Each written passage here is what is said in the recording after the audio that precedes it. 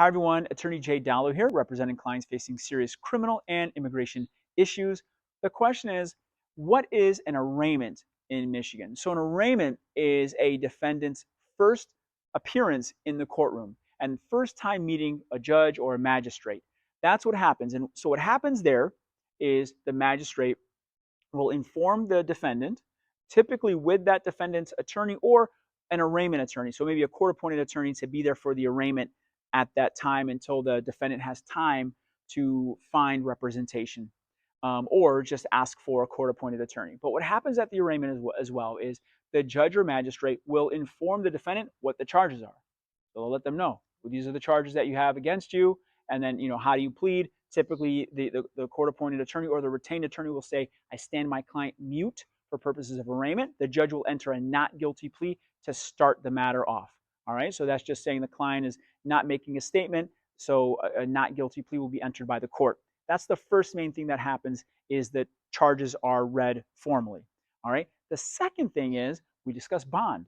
So, this is the judge's and the magistrate's first time to see the defendant's first time in court on this matter, and so they'll want to address bond. Should this person be released on personal recognizance? Should there be a low cash bond, a high cash bond? Should there be a 10% opportunity? And so all of that gets addressed. And so if it's typically with lesser concerning crimes, misdemeanors or lower sort of level felonies, with maybe someone who has no priors and a lot of positive equities. What's a positive equity?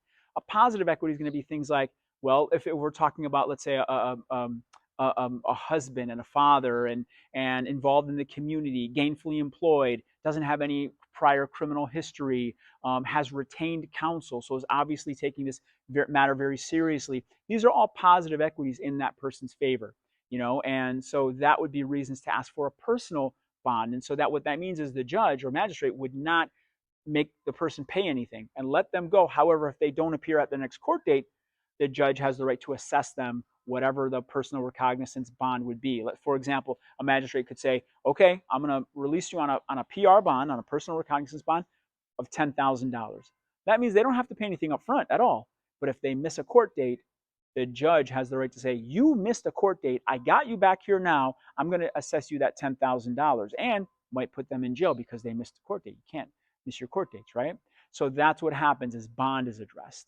If you or anyone has questions about the bond process, about arraignments, call me at the office at Dallo Law. I'm here to help.